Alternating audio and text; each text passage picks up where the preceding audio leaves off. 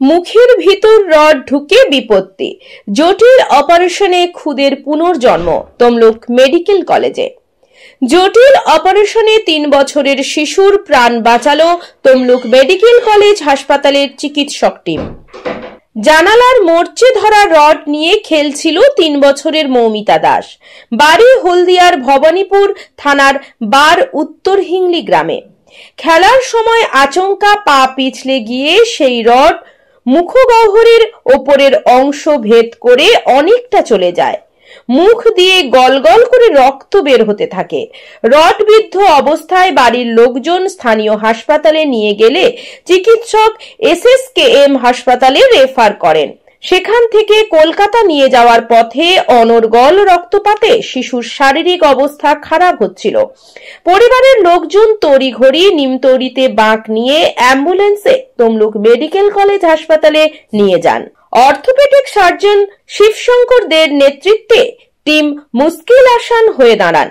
মঙ্গলবার 3 বছরের ওই শিশুকে প্রথমে তমলুক মেডিকেল কলেজ হাসপাতালে এমার্জেন্সিতে আনা হয়। সেই সময় ডিউটিতে ছিলেন অর্থোপেডিক সার্জন শিবশঙ্কর বাবু। তিনি হাসপাতালে অপারেশন করার সিদ্ধান্ত নিয়ে ফেলেন। এর আগেও ওই চিকিৎসক হাসপাতালে একাধিক ঝুঁকির অপারেশন করে সফল হয়েছেন।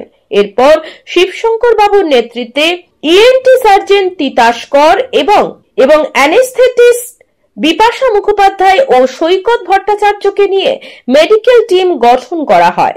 3 বছরের মৌমিতাকে ওটিতে নিয়ে গিয়ে অপারেশন শুরু হয়। প্রায় 1.5 ঘন্টা ধরে চলে অপারেশন। ওই 3 বছরের শিশুকন্যার মুখ ভেদ করে ঢুকে যাওয়া রড টেনে বার করা হয়। ক্ষতস্থান থেকে প্রচুর রক্তপাত হয়েছে। 1.5 ঘন্টার সফল অপারেশনের পর ওই শিশুকে CCUতে নিয়ে যাওয়া হয়। চিকিৎসাধীন ওই শিশুর মা বলেন, বাড়ির মধ্যে মেয়ে একটি বড় রড নিয়ে খেলছিল। সেই সময় পা পিছলে শরীরের ভারসাম্য হারিয়ে পড়ে যায়। তখন রডটি মুখের ভিতরে ঢুকে ওপরের দিকে তালুতে গেঁথে যায়। প্রথমে স্থানীয় প্রাথমিক চিকিৎসা কেন্দ্রে নিয়ে যায়। সেখানকার চিকিৎসক SSKM হাসপাতালে রেফার করে দেন। আমরা মেয়ের শারীরিক অবস্থা দেখে উদ্বিগ্ন হয়ে পড়ি। অ্যাম্বুলেন্সে মেয়েকে নিয়ে কলকাতা যাওয়ার পথে তমলুক হাসপাতালে নিয়ে আসি। এখানকার চিকিৎসকের তৎপরতায় মেয়ের প্রাণ বাঁচানো সম্ভব হয়েছে। সরকারিভাবে সম্পূর্ণ বিনা খরচায় এই অপারেশন হওয়ায় চিকিৎসা করানো সম্ভব হয়েছে। শিবশঙ্কর বাবু বলেন, ওই শিশুকে হাসপাতালে এমার্জেন্সিতে আনা হয়েছিল। সেই সময় আমি ডিউটিতে ছিলাম। গোটা বিষয়টি দেখার পর দ্রুত অপারেশন করার সিদ্ধান্ত নিই। 4 জন চিকিৎসকের একটি টিম বানিয়ে 1.5 ঘন্টা ধরে অপারেশন চলে। সফল অপারেশনের পর ওই শিশুটিকে ওয়ার্ডে নিয়ে যাওয়া হয়। তার শারীরিক অবস্থা আপাতত স্থিতিশীল। কাল কিভাবে হয়েছিল এটা? পড়ে গিয়া কিভাবে পড়ে গেছিল? হুচুট খেয়া। কি হয়েছিল একটু বলুন। পড়েছে, ওই রডটা ঢুকে গেছে আর কোথায় ঢুকেছিল? দুর্গাচতে হাসপাতালে গেছে, সেখান থেকে কেনা হয়নি, এখানে পাঠাইছে। এখানে এসে ওই রডটা বার করার পরে অপারেশন হয়েছে। এখন সুস্থ আছে? হ্যাঁ। এটা যদি বাইরে করাতো তো নার্সিং হোমে, সেটা তো অনেক খরচ হতো। সেটা কি আপনাদের পক্ষে সম্ভব ছিল? না। এখানে কি কোনো টাকা পয়সা লেগেছে? না। আপনার নাম? কল্পনা জামা দাস। ওর বাবা পেশায় কি করে? ওয়েল্ডারে কাজ করে। কালকে একটা মেডিকেল কলেজে ভর্তি করলেন, কি হয়েছিল বা সেটা এখন কি অবস্থায় রয়েছে? একটা 3 বছরের বাচ্চা একটা পুরনো লোহার জং ধরা রড নিয়ে খেলছিল মুখে দিয়ে, প্রায় 2-3 ফুট রড। এবার হঠাৎ করে সাডেনলি ও পা পিছলে পড়ে যায়।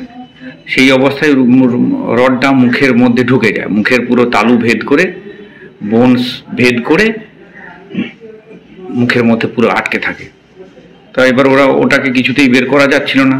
এই অবস্থায় পেশেন্ট কাঁদতেও পাচ্ছিল না।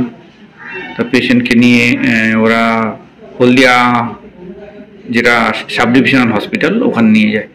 তো ওখানে যেহেতু করা সম্ভব হয়নি, ওটা আমাদের এখানে তাম্রলিপ্ত মেডিকেল কলেজে ওরা রেফার করে।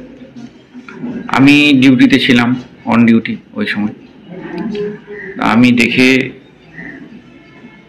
এটা অপারেশনের সিদ্ধান্ত নিই। যদিও পুরো ব্যাপারটা খুব ক্রিটিক্যাল ছিল এবং এই ডিসিশন নেওয়াটা একটু রিস্কি ছিল, কারণ বাচ্চার বয়স ছিল মাত্র 3 বছর আর বাচ্চাটা আস্তে আস্তে করে নেতিয়ে পড়ছিল। তা আমরা ভাবলাম যে বাচ্চা যে কোনো সময় শকে চলে যেতে পারে, এই ধরনের ইন্টারভেনশন করার আগে কিছু যে অ্যারেঞ্জমেন্ট সেটা সঙ্গে সঙ্গেই রেডি করা হয় এবং প্রায় 2টো সেটিংয়ে 1.5-2 ঘন্টা ধরে এই অপারেশনটা আমরা একটা টিম রেডি করে সাকসেসফুলি করি। এটা স্যার বেসরকারি জায়গায় করলে কিরকম খরচ হতো? কয়েক লাখ টাকা। বাচ্চাটা কোথায়? বাচ্চার বাড়ি উত্তর হিংলি, ভবানীপুর থানা। এর আগেও স্যার আপনি এরকম একাধিক ওটি করেছেন বা আজকে বললেন, কি বলবেন এই বিষয়ে? এর আগেও অনেক অপারেশন আমরা রিস্ক নিয়ে করেছি।